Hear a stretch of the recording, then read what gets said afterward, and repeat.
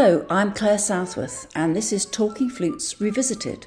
And today we're going to revisit number 101, which was a chat I had with my son, Dr. Joe, who's a psychiatrist. And we were chatting about burnout. What is burnout? How to recognise when your mental health is struggling. Because we all have problems with our mental health at some time or another.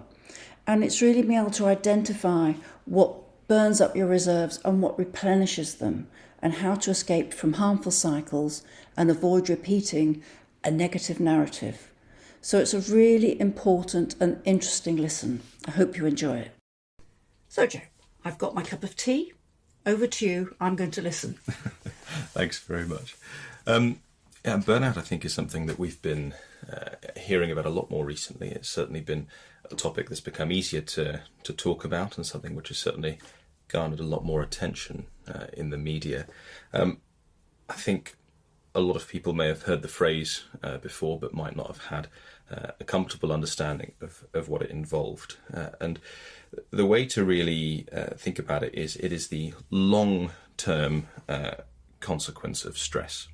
So stress is an acute experience. You feel stressed in a moment or about an event, and burnout is what happens when the amount of stress that you're experiencing along a long period of time is more than you're able to recover from.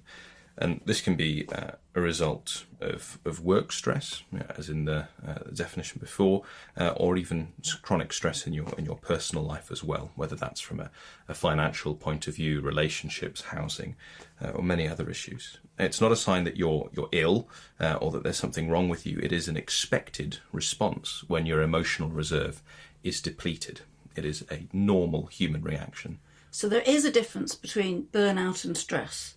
Very much so. I mean, a way to think about it is your emotional reserves are a bit like a fuel tank, and we all have an ability to cope with stress and hardship and with emotionally difficult situations, whether that's something very stressful or even just the background stress of turning up to work and having to perform to a high level. And all of those activities will deplete that fuel tank a little bit. And all of us will have ways of refilling that tank, whether it's an evening off, having a weekend, socialising, or having hobbies that you enjoy. Burnout is what happens when, over a long period of time, you are not filling up as much as you are burning that fuel. And when that tank is empty, when you have no emotional reserves left, that is when we become burnt out. Okay, so it's a bit like you can get to the point where it can feel like no matter how hard you try, you're not getting anywhere, which is exhausting, as if you're trying to swim against the current. Yeah, that feeling of hopelessness and the feeling that things have become absolutely overwhelming is classic, and it doesn't even need to be something which you would have considered overwhelming before. One of the first signs for a lot of people is when tasks which they used to accomplish on a daily basis suddenly feel insurmountable, something that they can't even begin to tackle. So it can creep up on you without you sort of realising. Yeah, very much so. And it's important to be able to recognise the signs of burnout. I mean, and sometimes it might not be overly obvious. I mean, an easy way to divide up those signs is into 4 areas. So the first one I'd think about is high activation symptoms. And what I mean by that is symptoms which involve more energy than you would normally. And that would be irritability, feeling frustrated or feeling restless, feeling unable to sit still, or even losing your temper and feeling quite angry with people. The second area would be the lower activation or inactivation area. So that would be feeling fatigued, feeling tired all the time, having a very low mood, or even feeling tearful. And you might well notice this in a low appetite or in difficulty sleeping. And also specifically that feeling of being overwhelmed, which we'd mentioned just before, even for small things. The third area would be bad coping mechanisms. So a lot of people can find themselves drinking or smoking more than they used to, or even finding themselves driven to other substances to help them cope. And the fourth area is a little bit of can be a little bit of a surprise to some people, but probably not to all. And that's in the sense of physical symptoms. So people will start to notice things like headaches, tummy upsets, that struggle to sleep, but also more aches and pains than you may normally have, and a feeling that they are harder to cope with. Wow. So there's quite a few symptoms could be there, which could be due to other things as well, of course. Oh, absolutely. Yeah. But when we're thinking about musicians, and the fact that you practice for long hours alone, and you often have a lack of balance in your everyday life or your family life, a lack of social life. So going back to my first 2 years at college, I never went out for the first 2 years. I worked so hard. I was, got up early, practiced 6 hours a day, went to my lectures and classes. And it's interesting how today it's, certainly when we're talking now about mental health, it's talked about far more easily and more readily. I was noticing that social media, we've talked before about social media and the damage it can have on us. Sometimes social media can elevate some musicians too quickly. And then they've got the stress and the pressure of having to stay there. But also maybe some of those musicians shouldn't have been elevated to that position at that particular time. So it's a case of they've not quite achieved what they needed to achieve in order to have that status. And that creates too much emphasis on sort of their image sometimes rather than their skill. There just seems to be so much pressure to succeed rather than giving people time to find their niche. Of course, one of the big causes of feelings of burnout at all levels of performance is a feeling that your current standard or your current performance is not where it should be. And that sense of should is often not representative of truth, or is often not an accurate statement, but is a perception of a higher standard of performance which is not being met. And it often really doesn't reflect the quality of the work that's being produced by an individual, but more so the expectation from others, or even from an overly critical self compared to what's actually being given. Absolutely, Joe, that's really interesting. But also I was thinking that many musicians develop their careers from a passionate hobby, which was what I did. My hobby became my job. But there are also those players who've been pushed into playing and practicing by parents from an early age before they themselves can work out whether it's going to be a passion or not. And that can create burnout. I know there's been a lot of students at the specialist music schools and junior schools and at the colleges that have left very early on because of burnout. I suppose there are two things in there.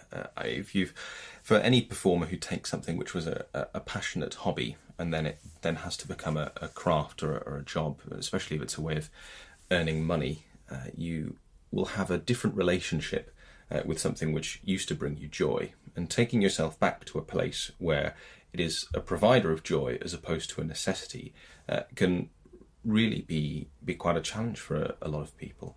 I wish it was easy. Yeah, that would be great, wouldn't it? And I suppose when you're feeling burnt out, especially, a lot of the things which you might have previously derived joy from can seem insurmountable. I mean, a common example in performers is they may have, quite a large undertaking. So, say a complex orchestral piece or a sonata, and when you are at the beginning of that process, and when you are looking at that wealth of work that you have to accomplish, finding a starting point or finding the ability to start, sort of like looking at an empty book when you want to try and write a novel, that first sentence, or even in a musical context, that first phrase can be a really difficult step to take. Yeah, I wish we could find a way of allowing people to go back and play like they did when they were younger, with that feeling of joy you were talking about. It's just remind me of a golf story, and of course I've got to bring out a golf story, Joe, because I get them in most of these podcasts. I read something recently about Rory McIlroy, who's number 2 in the world, and he's all last year he was having terrible problems putting, and then someone suggested to him that he should go and putt like he did when he was a little boy, where he just get on the putting green and just hit the ball and just go with a feel. Suddenly his putting became better. So we need to find the musical equivalent of this, that we can pick up our instruments and play as if we were just like improvising or just playing for fun, and find that joy. Absolutely. And if you're in that early stage of burnout, where the main thing that you're struggling with is that lack of drive and that lack of motivation, finding the things that bring you joy in your work is one of the most important first steps that you can take. I know we talked earlier about activities that can drain you of that emotional reserve and activities that can refill that emotional reserve. And if you can find things within your flute playing and within your practice which can refill that emotional reserve, that is the most important first step to try and take if you're still at that stage. An example might be, to go back to that analogy of a complex piece that you've just started to try and practice, and that you're going to have to perform eventually. Looking through it and finding a phrase or a bar, the most tiny segment, which does bring you joy, that you find a sense of beauty and happiness and purpose in, and saying to yourself, I'm just going to do that. And the moment you start to take those miniature steps and bring your focus, really narrow it down into those tiny aspects that bring you joy, the next step becomes that much easier. So it's managing your expectations. It's taking very, very small steps. So for me, if I wanted to sort of play something that gave me great joy, I'd go and play some Nestor Torres pieces, or I'd go and play some Mike Moore pieces. The postcard. What was it? Musical postcards. Yes, musical postcards. I used to love that, and that will always give me joy. Something completely different to get me excited about flute and playing again before I might move on to something else. And if you're in a place where an entire piece is something that you can turn to in your repertoire to make you happy about playing, that's fantastic. But if you're at a point where even a whole piece might seem insurmountable or overwhelming, that's when you've got to use this trick of narrowing your focus. When the mountain seems too much to climb, you've just got to look at the next step in front of you. And if you can find in that narrowed focus, in those small spaces, and like I said, if it's just a bar or a phrase, that's enough for that first step. Okay, and so I'm thinking of what symptoms for a musician might show up if they were suffering from burnout. For example, it might be someone who might not practice very much anymore, or who might not warm up before performances, or has an air of not really caring, or not being interested, or maybe not doing different types of work they might have done before, like recitals or concerto appearances, and might even go as far as always having a drink before going on stage. Well, I think it's going to be helpful to bring us back to what I spoke about earlier, those 4 areas of symptoms, and put them in the context of someone who is a performer. So the symptoms that I mentioned earlier might be significant of a more severe type of burnout. And some of the people listening might not have found areas in that in which they can identify. Conversely, it may well be that they can identify very well. But to think about, for example, the high activation symptoms. So I talked about anger and irritation. It may well be that you're finding during your practice that at moments where you struggle, you are becoming intensely self-critical.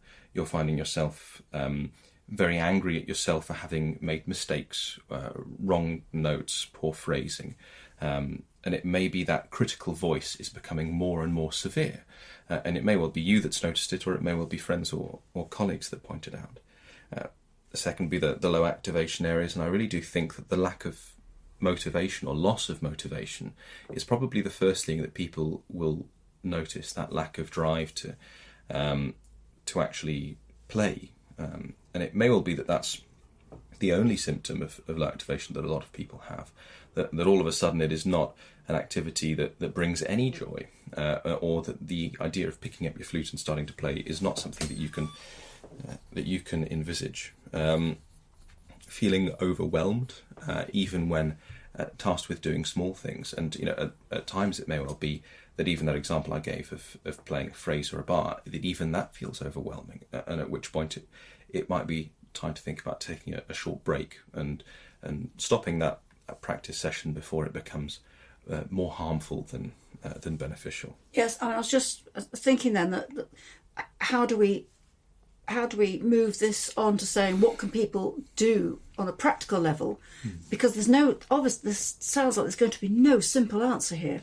It's a mixture of things, isn't it? Absolutely. And when I see people for burnout in my professional life, the answer is always very personalised.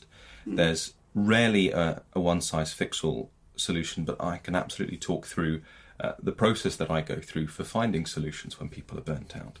So the first step is absolutely to recognise that you're being burnt out, and that is a process of reflecting and thinking. Is this the acknowledgement of it? Absolutely. And if you're finding yourself having this complete lack of motivation, feeling angry at yourself, having this low mood, then it's related to this chronic application of stress. And the stress itself doesn't have to be high stress. It's just the fact that stress is more than you can manage over a long period of time. So recognising that burnout is a factor is the first step.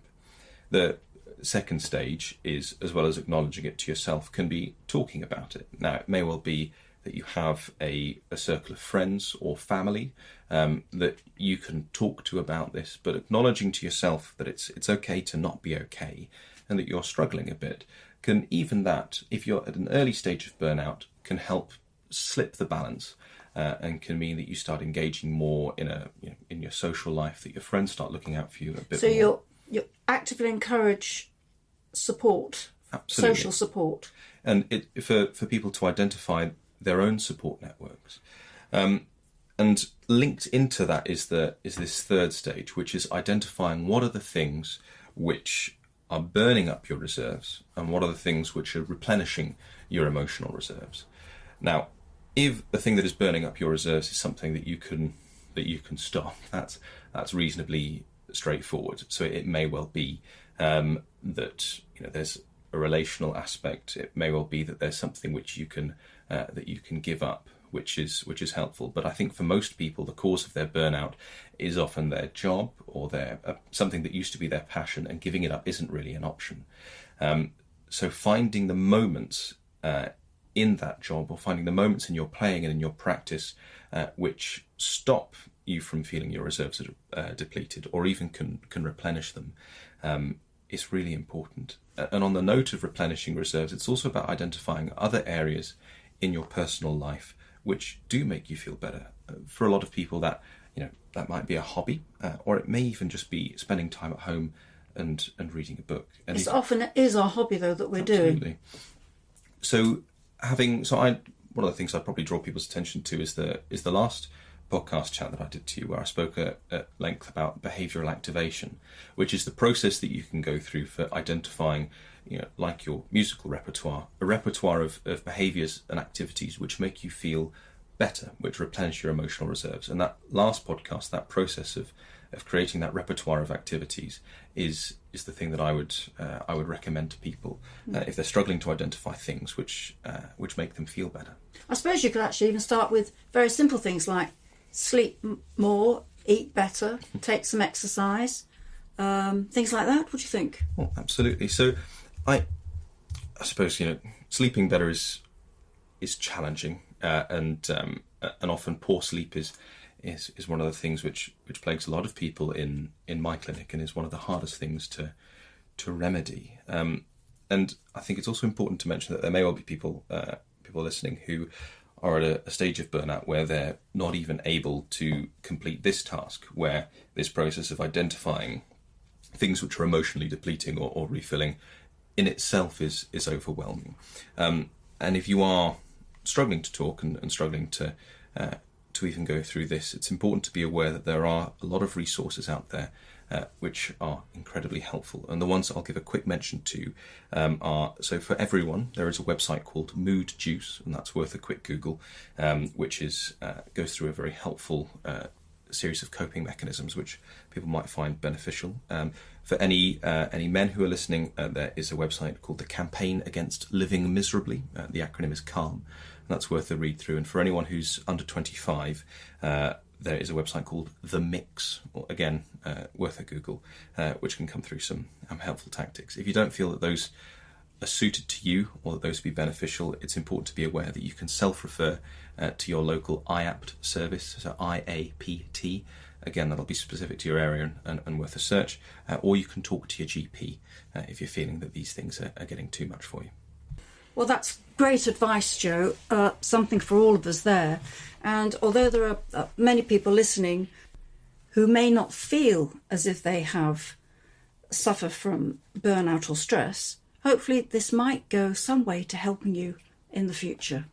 Absolutely. And what's really important to recognise is you do not have to reach a threshold of being ill enough to seek help, or ill enough to benefit from any of these techniques. Even if the only thing that you can recognise yourself struggling with is a feeling of a loss of motivation, by all means, look at these resources, use these techniques that we've talked about, because it's never too soon to start making positive changes, especially if they're helpful.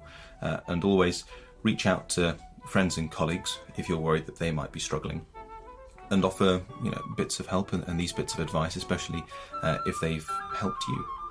That's great advice, Joe. Thank you so much. Absolutely, my pleasure. We'll have to do it again soon. I look forward to it. Thank you very much.